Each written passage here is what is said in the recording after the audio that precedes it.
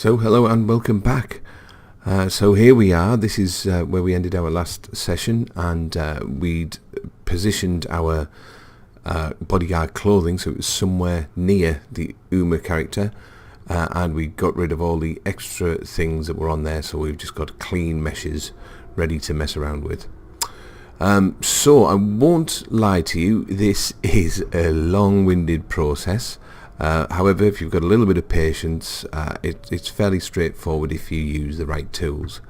I'm not going to go through the whole thing because it will take hours, but it is worth looking at one of them in particular in detail, just to make sure you've got all the tools to do the other items of clothing as well. So I'm going to pick the hardest one, and we're going to have a look at this torso area. Okay, so let's turn off everything I don't need. So let's turn off the head and the pants and the shoes. The hands, I'm not going to need those, so I'm just going to delete them. What I am going to do, I'm going to keep these wristbands as well. We're going to separate those off into gloves, if you like.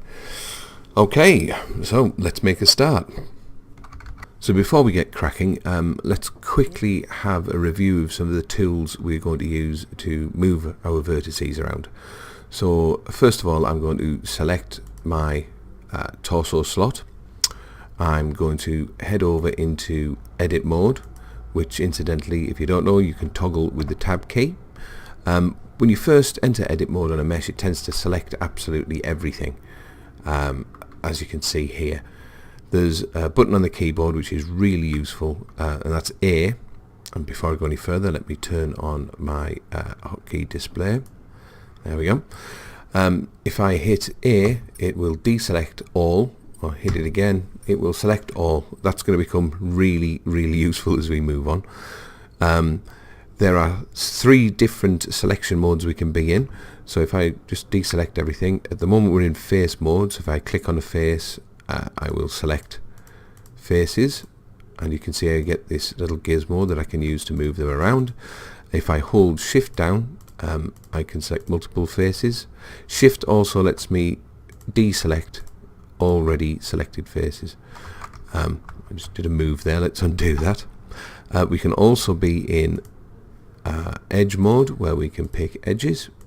Okay, and we can also be in vertex mode, where we actually pick vertices individually. So most of this I like to do in face mode. It just makes things a little bit easier. There are other ways to select things. We can select using the box select tool. So if I hit B on the keyboard and click and drag, I can select all of the faces within that box. Again, just like with the other tool, if I hit B to box select, it'll select a new area. If I box select and hold shift down while I'm doing it, it will deselect. Okay, so that's really handy. Again, if ever I want to remove my selection, just hit A on the keyboard and it deselects everything. Another tool that's going to be really useful is the circle select tool. If I press C on the keyboard, this gives us our circle select. You can actually roll the mouse wheel to change the radius of your selection area, and this allows us to paint what we want to select, and that's really handy. One thing is you're stuck in circle select mode when you've selected it. If I try and pan my camera, I can't, so I have to escape from circle select mode to be able to move around and start selecting other faces. Now something you'll see here is it only selects front faces, so it doesn't select through the object, which is really handy. However, sometimes that isn't what you want. So let's just deselect that. I can switch modes here. Down at the bottom near my point, edge and face tools is another button which allows me to select back faces, and what you should see there when I turn it off, I can actually see the mesh behind. So if I circle select and paint this area now and hit escape, I should be able to show you that, yep, that's painted and selected everything all on the other side of the mesh. So that's really, really handy, this little button here. On means only front faces, off means front and back faces. don't get it confused with this other icon over here, which looks exactly the same, which is a snap tool. So yeah, watch out for that. It's the one that's next to the face tool. Okay, one other thing that's going to be handy here is when I've got a set of faces selected, you can see I have the gizmos to move with, so I can move by any particular axis. That's not a problem. Personally, I don't like using them because they get in the way of some of the other tools we want to use. I would much prefer, and you will much prefer, moving using the G, which is a grab tool. And G, if I hit it, it immediately allows me to move relative to the screen. So this is great if you want to move things relative to your view. However, in this particular instance, I don't want to. Say I just wanted to move up and down in Z. Well, if I hit Z on the keyboard, that will allow me to do that. Yep. Again, if I hit Y, it will allow me only to move in Y. And you guessed it, X will only allow me to move in X. Okay, so that comes in really handy to use that grab tool. Clicking commits what you've done. Escape gets rid of it. Okay, so that grab tool, that's the way I would move things, using the grab and pressing the key for the right axis. The reason I'm saying that is because something such as proportional editing, which I'm about to show you, you need to be in grab mode. So proportional editing, I just said, well, this effectively is soft selection if you've used another package. So let's head into grab mode, and you can see I'm only moving the faces that I have selected. This can create nasty hard edges if you're trying to do something a bit nice, like we're about to do, where we want it all to blend together. So what I would like to do is have the rest of the geometry to move ever so slightly with what I'm doing, and the way to do that is to switch on proportional editing mode. Again, you can see the shortcut is O on the keyboard, so if I hit O, you'll see this switch on. There we go. So if I now grab and move, can you see how the other vertices are moving nicely with it? Again, this circle that's appeared is the range of my effect, so you can see I can affect right the way up the arm with this and blend something in. You can see how useful this is going to be, or I can reduce the effect to localize it. So that's going to be really, really handy for doing what we're about to do. Okay, so I'm going to hit A to deselect everything. You now know how to select and how we can proportionally edit our mesh, so we're ready to get going.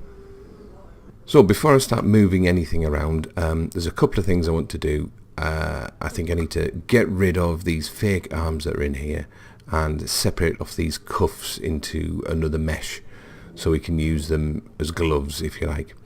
So let's turn off our UMA layer. Now, as you can see at the bottom, when we're in edit mode, we can't actually see our layer controls.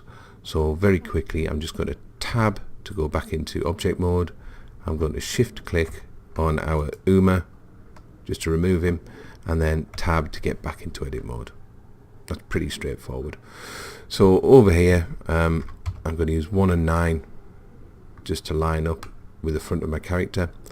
I'm going to make my mesh see-through, so I'm looking at the back faces, and I'm going to use circle select to select, again, let's not go too wild here, to select the majority of these polygons that are making up the arm. I'm going to hit delete on the keyboard, and again, if it's not working, that's because we're locked in circle select mode. Just remember, we need to hit escape, then delete faces. Okay, so that's got rid of most of what I want. Let's get rid of these leftovers. I'm just going to select. In fact, you see what happened there, how that started to pick something behind what I'm wanting. So this is a problem with having this see-through mode on. I'm just going to hit A to deselect everything. I'm just going to turn that off. Useful in some cases, but a lot of the time it can be a pain. So I'm going to just manually select all of these dodgy faces and hit delete, and they're gone. Excellent. The cuff, let's have a little look at that. Again, this inside edge, if we look at the bottom of it, you can see how this is capped off. I want to do something similar to that back edge. Again, you might want to paint this and change it, but it really won't show an awful lot. So I'm going to go into edge mode. I'm going to pick one edge, and I'm going to hold Alt down and pick another, and that should select the entire ring. I could press S and scale this down. Again, I don't want that proportional selection on, so I'm going to hit O to turn it off. Let's escape, hit O, S for scale, and you can see I can pull those vertices together. Now that would be fine, but in the sake of optimization, I am going to move down and hit merge at center. And what that's done, that's just clipped them all together into one vertex. So that's absolutely fabulous. That's ready to go as well. So we've cleaned out that fake arm. So I'm just going to head over here and do exactly the same.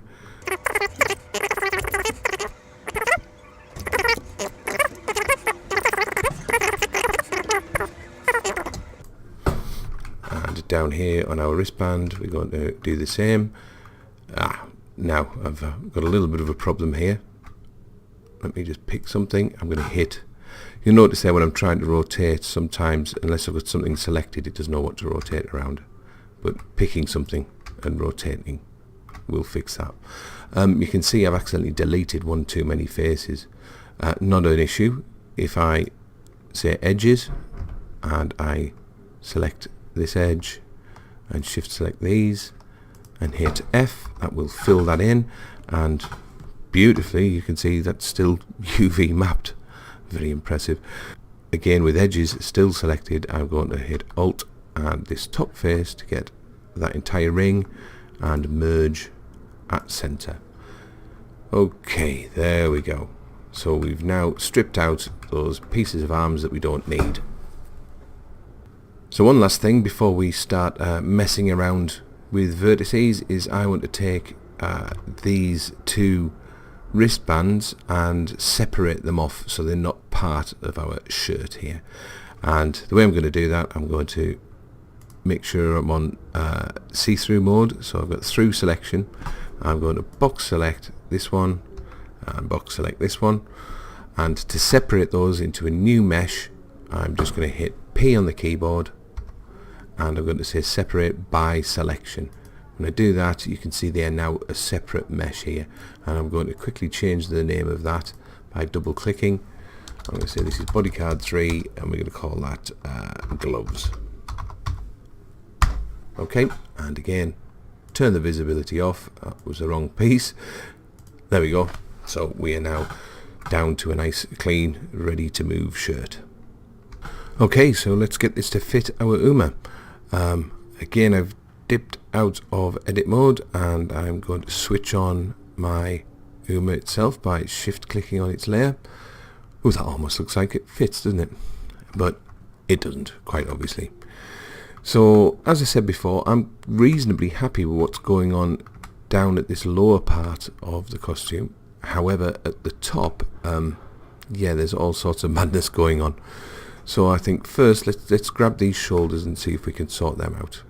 So I'm going to go into orthographic 1 and 9 to get my front view, and I'm going to go into edit mode. Actually select the mesh and go into edit mode, that will help. Make sure I'm see-through, so I'm picking my back faces and I'm going to box select. Let's make sure we get the collar and get everything up here. I'm maybe going to shift select and just see if I can take out, using the box selection tool, just take out some of this lower portion here and just switch into face mode. Again, I'm just trying to tidy up a little bit what I've got selected. Yeah, I think I'm messing about a bit too much here. Let's not bother with that. We just want to be somewhere near. So now I've got that, let's move this back a little to try and get these shoulders to match up. So I'm going to grab using the G key. Again, that's not going to work because I haven't got my proportional selection on. You see how we get that horrible hard edge? So let's just escape, hit O to turn proportional selection on, press G, and again I want to limit it to the y-axis. Okay, and again I'm just going to mess with that radius just to make this look a bit better and get that top area. So I'm looking more at the collar here, getting that to line up. Again, it's perhaps a little bit high, so I'm going to press G and Z this time and just maybe, yeah, tweak it a little bit. You can see the shoulders peeping out just a touch there, but I'm not too worried about that. That doesn't look too bad. Okay, we've still got this issue with the shoulders, so let's try and do that without messing around with this chest and this back too much. So A to deselect everything. Again 1 and 9, so I'm looking straight forward, and I'm going to box select the arm and do the same on this side. Box select that arm right there. Yep. And again I'm going to focus on this shoulder area here, so grab and Y and pull that back. Again, is that okay? Is that moving that chest too much, do you think? Let's just see what we get. So I think maybe have the shoulders around. I can always reduce the radius if I want to reduce that effect, which I think is a bit better. Yeah, and we'll try and get that to somewhere like that. That's not looking too bad. I'm going to grab again and I'm going to hit Z and just pull those down a little so he doesn't look quite so hunched up. Let's have a look. Yeah, I'm quite happy with that. Looks good. Great. So obviously we're still not here with these lower arms, so let's have a fiddle with those. Again 1 and 9, and this time what I'm going to do, I'm going to press A to deselect everything. I'm going to use circle select to paint maybe these front 3 rows here and the front 3 rows here. That looks okay. Press escape, and I'm going to grab at limit to Y and just pull those back. Again, let's increase our effect a little and just play with that mouse wheel just to get what you're after. Yeah, it doesn't look too bad. So let's deselect everything, go out of edit mode and just have a little take stock of what we've got. So we're getting close, I think these sleeves are far too far down the forearms. I want to pull them up a little bit. So I'm going to do that. So back into edit mode. Again, 1 and 9. Let's grab those first 3 using circle select. Yep. And I'm going to grab using G, and I'm not limiting this time, because I'm looking straight forward. I will only be moving in Y and Z. I'm going to pull these up to, I think I want them just above the forearm, so around there. That looks pretty good. Okay, do you think? I think maybe I need some more proportional editing on that one, so let's have a little try again. So grab, and again let's make sure that proportional editing is on. Grab and maybe increase the effect a little, or decrease it. Just play about with that to get what I want. Around there. Let's do the same over this side. Paint that row of 3 at the top. Make sure I get everything. Grab, escape and grab, and just move them up here. Looks good. So from here on in, it's a case of grabbing vertices. Again, I'm going to touch front facing on only, such as this rather suggestive area here. We can actually keep that proportional editing on and very easily grab vertices, pull them out, and just make it look a little bit better. So yeah, we can pull this side out a little, grab this one, and very, very easy to just click on things. Have I got something there? Click, there we go, and just drag them where you want them to be. That proportional editing does most of the work for you. It's fabulous stuff. Again, let's grab that, just reduce the size.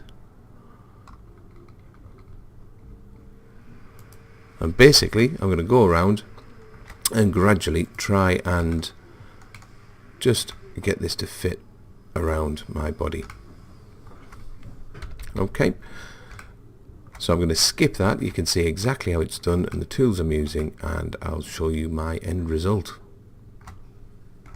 So here we are a little while later, and as you can see I've pretty much pushed and pulled these vertices to make this cover our Uma nicely. Most of the back's fine, the shape looks good, it's connecting with the arm. There's a few bits poking through. I'm not going to worry about those as long as I'm somewhere near. That's absolutely fabulous. What I would say, you can spend hours and hours and hours getting this to be absolutely perfect. Under the arms as well, this always seems to be a bit of a problem. Take loads and loads of time doing it. As soon as you put it onto an Uma and animate it, all of this stuff will poke straight back through. Trust me, it is not worth the effort. So as long as you get somewhere near, we're going to use Uma's mesh hiding tools and abilities to actually suppress other slots to make sure that none of this pokes through our item of clothing. Okay, so that's where you want to be.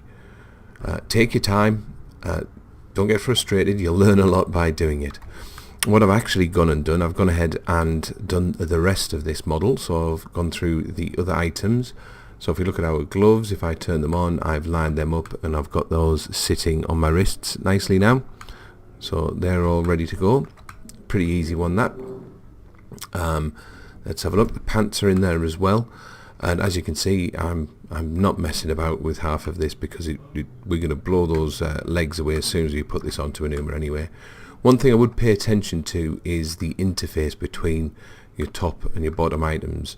Because we're moving verts around, it can be very easy to have one item of clothing actually interfering with another. Especially if you're doing lots of interchangeable outfits, just make sure around here that they do fit together and look okay. Yep. So I've also done the same to the shoes. Again, if you have a little look, I'm not bothered about the toes poking through because I'm going to switch those off when we put the shoes on. So that's just fine. And one last thing I did with the head, I actually used the same technique that we used to peel off our wristbands. I use the same technique to peel the glasses away from the head. So I've actually created a set of shades and they sit quite nicely on our Uma. So this is where you need to be to go on with the next stage. If you are modelling your own clothes, this is probably where you'll be starting from. So a lot to take in, a lot of work to do, but what we'll have a look at in the next session is actually rigging this so it is ready to be transferred over into Unity and turned into Uma clothing. So I hope you enjoyed that and found it helpful, and I will see you next time. And once again, I'd like to say a big thank you to my patrons for making this possible. If you would like to support me, feel free to click that link at the end of the video. Thank you very much, and I'll see you next time.